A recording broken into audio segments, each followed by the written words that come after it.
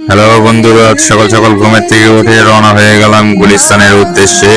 গুলিস্তান সুন্দরবন স্কয়ারে যাব কিছু mobile accessories কেনার জন্য। দেখেন এখানে পুরান ঢাকার লক্ষ্মীবাজারের কি পরিস্থিতি, রাস্তাঘাটের কি অবস্থা। রাস্তা এমনি ছোট, তারপর আবার রাস্তার মাঝখান দিয়ে একটি পিলার বসিয়ে দিয়েছে।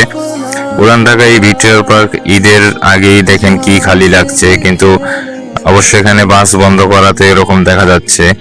হাঁটতে হাঁটতে হাঁটতে হাঁটতে আমরা রাইসা বাজার মোড়ে টপ করে বাসে উঠে গেলাম। বাসে উঠেই টপ করে একটি ভিডিও সেরে নিলাম। তারপর আস্তে আস্তে বাসটা চলতে লাগলো।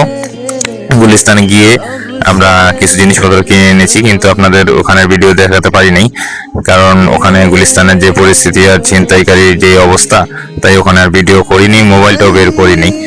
যদি আমরা মার্কেটের ভিতর গিয়ে পারতাম ভয় করে, তারপরেও তখন আর বের করা হয়নি। তো মোবাইলের কিছু অনেকগুলো কিছু কিনা হয়েছে। মোবাইলের মাইক্রোফোন, চার্জার, এভরিথিং, অনেক কিছুই। তারপর এখানে কিনা শেষ করে আস্তে আস্তে চিন্তা করছি যে বন্ধুর দোকানে যাই। গুলিস্তানি বন্ধুর দোকান আছে নগর প্লাজারে। তো পাওয়ার ব্যাংকটা খুব সুন্দর হয়েছে, আমার ছোটোর মধ্যে 10,000 ওয়ার্ডের চার্জার, 10,000 ওয়ার্ডের, খুব ভালো লাগছে। তো আস্তে আস্তে চিন্তা করলাম যে বন্ধুর দোকানে যাই, নগর প্লাজারে। বন্ধুর দোকানে গিয়ে দেখেন গেঞ্জি খোঁজাখুঁজি করছি, খুব উথাল পাতাল করে ফেলেছে ওর দোকান।